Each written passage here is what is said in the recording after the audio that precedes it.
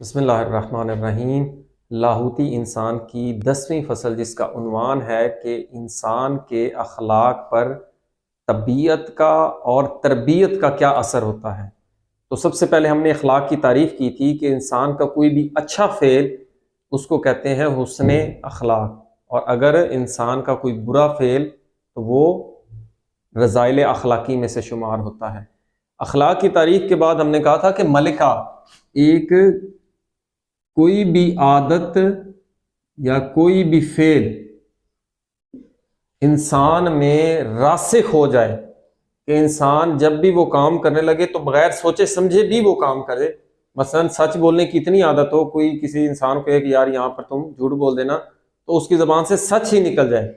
تو بغیر غور و فکر کے جو انسان فعل انجام دیتا ہے اس کو ملکہ کہتے ہیں۔ ایسا فعل یہ اچھا بھی ہو سکتا ہے، یہ برا بھی ہو سکتا ہے، یعنی یہ حسن اخلاق میں بھی اور رذائل میں بھی، یعنی بد اخلاقی میں بھی یہ عادت ہو سکتی ہے۔ تو اس کی علت، اس ملکہ کی علت ہو سکتی ہے یا تو انسان کی طبیعت یا جو انسان کا مزاج ہے، یعنی بعض لوگ کا مزاج یا طبیعت ہی ایسی ہوتی ہے کہ وہ اس فعل کی انہیں عادت ہوتی ہے۔ یہ ہر انسان میں، ابھی ہم اس پہ ڈسکس کریں گے،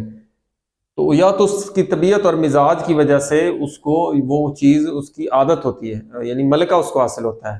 دوسرا ہوتا ہے عادت ہونا، یہ طبیعت نہیں ہوتی، لیکن انسان کسی ماحول میں رہتا ہے تو وہاں پر دیکھ کے بار بار لگاتار کرنے سے انسان کو عادت کی وجہ سے وہ چیز ملکہ بن جاتی ہے۔ یا تیسرا مورد ہے کہ انسان صبر کے ساتھ، سخت محنت سے، کیونکہ جو لوگ علم اخلاق پڑھتے ہیں تو وہ ان میں عادتیں بری ہوتی ہیں، تو وہ سختی کر کے اپنے آپ پر جبر کر کے وہ انسان بری عادت کو ترک کرتے ہیں اور اس کی جگہ پر انسان اچھی عادت کی، اچھے عمل کی عادت ڈالتے ہیں، تو اس طرح وہ ملکہ ہوتا ہے۔ اور ایک اور بات کہ یہ جو انسان کے اخلاق ہے، یعنی انسان کے نیک عمل، جو اچھا عمل انسان ظاہر کرتا ہے، تو وہ کن قوتوں کی بنیاد پر ہوتا ہے، یہ ہم بار بار علم اخلاق کا موضوع ہی 4 قوتیں ہیں، اس کو یاد رکھنا ہے۔ وہ کون سی ہیں؟ قوت شہویہ، قوت غضبیہ، تیسری قوت وہمیہ، اور چوتھی عقلیہ۔ اور یہ ایسی ایک نسبت ہے، ہر انسان میں یہ مختلف ہے۔ کسی میں شہوت بہت زیادہ ہے، یہ تھوڑی تھوڑی ہیں، کسی میں غضب بہت زیادہ ہے، باقی تھوڑی تھوڑی ہیں، کسی میں وہم بہت زیادہ ہے، باقی کم کم ہے، کسی میں عقلیہ بہت زیادہ ہے، باقی کم کم ہے، کسی میں 2 زیادہ ہے 2 کم ہے، کسی میں 3 زیادہ ہے 1 کم ہے، یا کسی میں چاروں بہت زیادہ شدت کے ساتھ ہوتی ہیں۔ تو اللہ تعالیٰ جس کو جو قوت زیادہ عطا کرتا ہے، اگر غضب ہے تو اس کے معاملات سامنے ایسی آزمائش ایسی آتی ہے کہ وہ غضب سے آزمایا جاتا ہے۔ شہوت جس میں زیادہ ہو تو اس کی بڑی آزمائش اس کی شہوت کے مقابلے میں آتی ہے۔ تو یہ ایک قدرتی عمل ہے۔ تو بہرحال یہ 4 قوتوں کی کمی بیشی سے، اور عرض کیا تھا کہ انسان پہ آزمائش کیوں آتی ہے کہ انسان میں یہ قوتوں کا ٹکراؤ، اور یہ اس بنیادی قوت کی وجہ سے، وگرنہ یہ قوتیں تو جانوروں میں بھی ہیں، کسی میں شہوت ہے، کسی میں غضب ہے، وہمی بھی کسی حد تک تھوڑی بہت ہوتی ہے، لیکن اس عقلی قوت کی وجہ سے انسان کی آزمائش ہوتی ہے، اور انہی قوتوں کے ذریعے ہوتی ہے تاکہ چیک کرے کون اس عقلی قوت کو کا استعمال کر کے ان کو اعتدال میں لا کر مناسب عمل کو انجام دیتا ہے۔ اور اب آگے بات یہ تو ہوگی، اس کی بنیاد پر آپ نے مشاہدہ اکثر کیا ہوگا کہ ایک ہی گھر میں 2 بچے پیدا ہوتے ہیں، بھائی ہوتے ہیں، تو طبیعتاً یا اس کے مزاج میں ایک شخص اچھے عمل کی طرف راغب ہوتا ہے، وہ سخی بھی ہوتا ہے، وہ مہمان نواز بھی ہوتا ہے، وہ علم دوست بھی ہوتا ہے، وہ دلیر بھی ہوتا ہے۔ تو یہ صفات اس کی طبیعت اور مزاج میں ہوتی ہیں۔ اس کے برعکس آپ نے دیکھا ہوگا کہ اسی کا دوسرا بھائی اس کے برعکس ہوتا ہے، وہ جھگڑالو ہوتا ہے، علم سے دوری اختیار کرتا ہے، دلیری نہیں بلکہ بزدلی ہوتی ہے، مہمان نوازی نہیں ہوتی، دوسری صفات نہیں ہوتی۔ تو یہ ایک فطرتی عمل ہے۔ اس کے مقابلے میں اللہ نے ایک مخلوق ایسی خلق کی ہے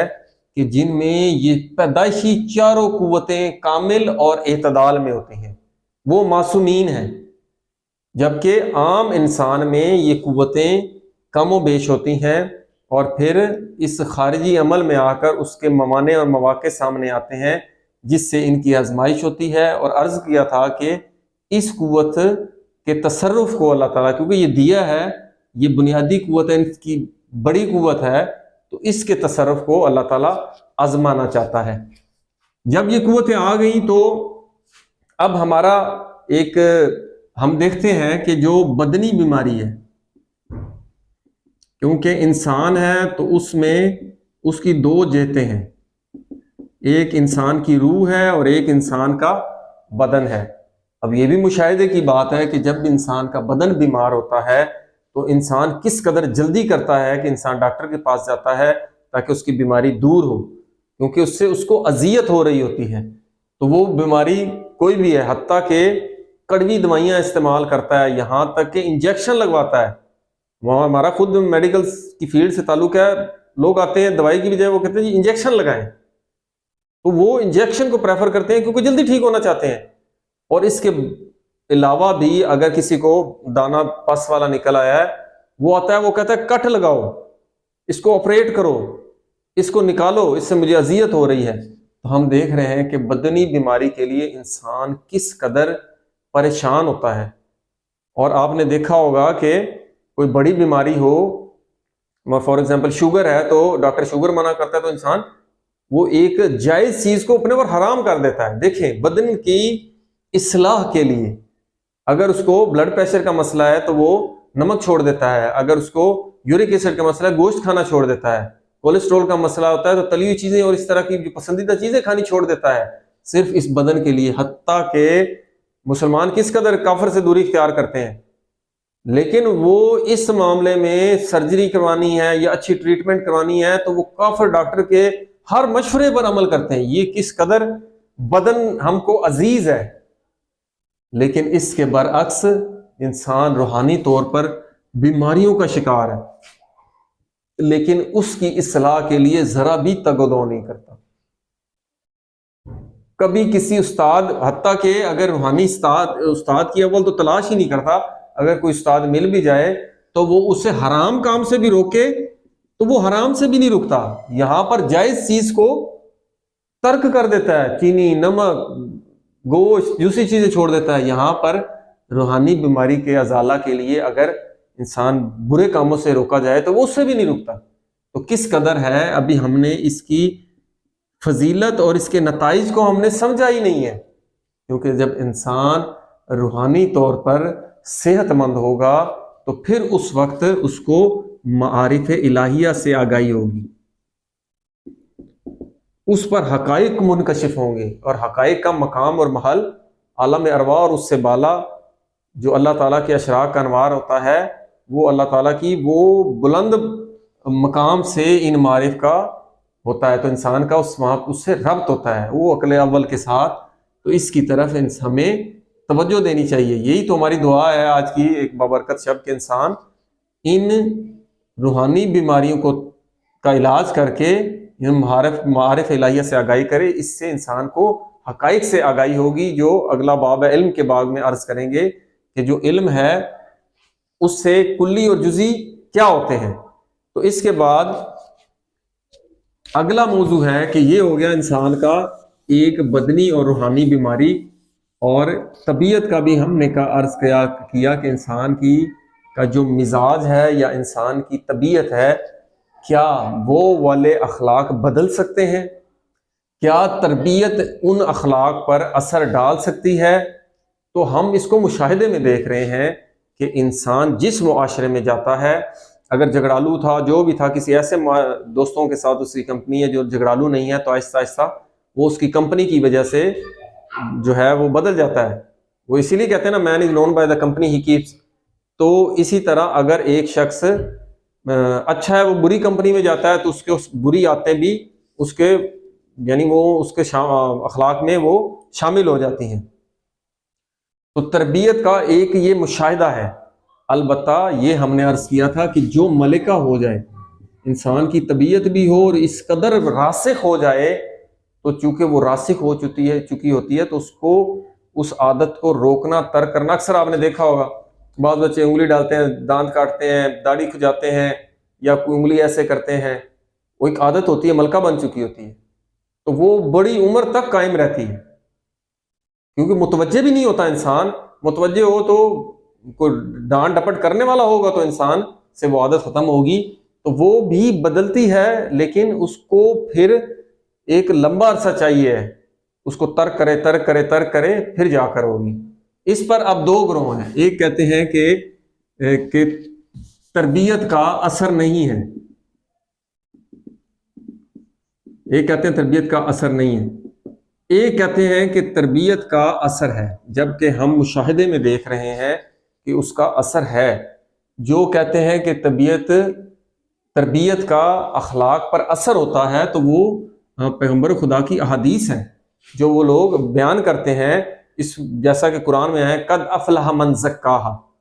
کہ وہ فلاح پا گیا، کامیاب ہو گیا جس نے اپنا تزکیہ نفس کیا. تو گویا تزکیہ نفس کرنے سے انسان کو ایک درست راستے کی طرف انسان کو نشاندہی ہوتی ہے اور اس پر عمل بھی کرتا ہے. وہ دوسری اسی طرح وقد خواب من دساہا، اسی طرح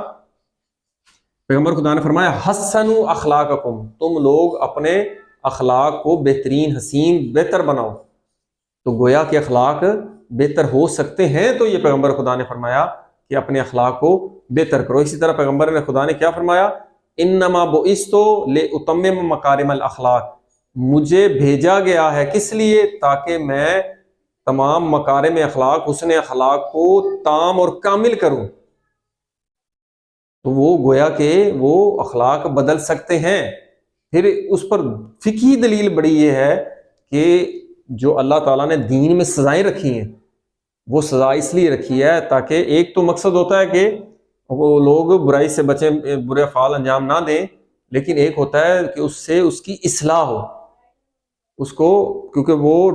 عادت بن چکی ہوتی ہے تو اس کو ڈنڈے سوٹے کے زور کے بغیر وہ نہیں بدلتا، تو کسی حد تک بدلا جا سکتا ہے. ایسے کا اساتذہ جانتے ہیں کہ جو بچوں کو، بعض بچے ہوتے ہیں وہ مار سے ہی سبق یاد کرتے ہیں، ویسے نہیں کرتے، تو وہ چاہیے ہوتا ہے، تو گویا وہ ایک حد تک بدلا جا سکتا ہے. اس کے مقابل جو لوگ کہتے ہیں کہ تربیت کا اثر نہیں ہوتا، وہ کیا کہتے ہیں، وہ ایک بہت مشہور حدیث ہے کہ الناس معدن کمعدن الذهب والفضة، کہ جو انسان ہیں وہ کانیں ہیں جیسے سونے اور چاندی کی کان ہوتی ہے. تو وہ سونے کی اور چاندی کی جو کان ہوتی ہے تو وہ اس قدر سخت ہوتی ہے کہ اس کو بدلا نہیں جا سکتا. اسی طرح ایک پیغمبر خدا کی حدیث ہے کہ جب تم سنو کہ پہاڑ اپنی جگہ سے ہٹ گیا ہے تو تم اس پر یقین کر لینا، مگر کوئی کہے کہ تمہاری کسی کی پختہ اور راسخ عادت جو ہے وہ تبدیل ہو گئی ہے تو اس پر یقین مت کرنا، نہ ہی اس کی تصدیق کرنا، اور وہ اپنی عادت پر، راسخ عادت پر لوٹ آئے گا کیونکہ یہ اس کی جبلت میں ہے. اب ان دونوں حدیثیں جو اس کے قائل ہیں کہ یہ جو دیتے ہیں کہ معدن ہے اور کانے ہیں، تو بہرحال اس کے آگے بھی حدیث میں بیان کیا کہ جو انسان ہیں وہ سونے اور چاندی کی کانے ہیں. تو جو لوگ اسلام سے پہلے برے اخلاق کے مالک، بری عادتیں تھیں، وہ بعد میں بھی بری نہیں. جو اسلام سے پہلے کافر جو اچھی عادات رکھتے تھے وہ اسلام کے بعد بھی اچھی عادات رکھتے ہیں. یہ تو ہم کہتے ہیں کہ بہرحال چاہے وہ پیغمبر خدا نے فرمایا کہ اسلام کے بعد بھی برے عادتیں رکھیں، لیکن انہوں نے اسلام تو قبول کیا، ایک فعل تو اچھا ہوا نا ان سے، وگرنہ وہ یہ اسلام کی طرف بھی نہ آتے، کسی حد تک وہ بدلے ہیں. دوسری حدیث بھی اس پر گواہ ہے کہ جس میں کہا گیا پیغمبر خدا نے کہ اگر پہاڑ اپنی جگہ سے ہٹ جائے تو تصدیق کرنا، مگر لیکن جس کی عادت، پختہ عادت، یہاں پہ پختہ عادت کا الفاظ استعمال کیے ہیں، اور پھر کیا کہ وہ دوبارہ اپنی پختہ عادت پر لوٹ آئے گا. اس کا مطلب ہے کہ پہلے اس کی عادت بدلی. تو کسی حد تک یہ احادیث بھی بتا رہی ہیں کہ عادت جو ہے وہ بدلی جا سکتی ہے، جبکہ یہ تو بالکل مشاہدہ ہے، ہم اپنے زندگی میں دیکھتے ہیں کہ انسان پر اچھی جو ماحول ہے اس کا اور اچھے رویوں کا اثر ہوتا ہے، اور برا ماحول ہو تو وہ برا اثر ہوتا ہے. البتہ وہ ہم نے عرض کیا تھا جس کی طبیعت اور مزاج اس قدر پاک دلانا ہو، یعنی پاک و طاہر ہو، جس کا روح پاکیزہ ہو، تو وہ اکثر برے معاشرے میں بھی رہتے ہیں تو وہ اللہ تعالیٰ ان کی حفاظت کرتا ہے تو برے ماحول کا اثر نہیں ہوتا. تو یہ ایک کسی حد تک ہے، لیکن کلی طور پر ہم یہ نہیں کہہ سکے تربیت کا اثر نہیں ہوتا، وگرنہ پیغمبر خدا اس طرح کی حدیث بیان نہ کرتے اور یہ نہ کہتے کہ لوگوں کو اخلاقیات کا درس دیا کرو. تو یہاں تک یہ تھا کہ اخلاق پر مزاج کا تو اثر ہوتا ہی ہوتا ہے طبیعتاً، لیکن موضوع تھا کہ کیا تربیت اثر کرتی ہے. تو انسان کی تربیت اس پر اثر کرتی ہے، وگرنہ اولاد کی جو پرورش کا کہا گیا کہ اچھی تربیت کرو تو یہ پھر لغو قرار پاتا، جبکہ یہ واضح ہے کہ اپنی اولاد کی تربیت کرو، یعنی ان کو اچھے اخلاق سکھاؤ. والحمد للہ رب العالمین.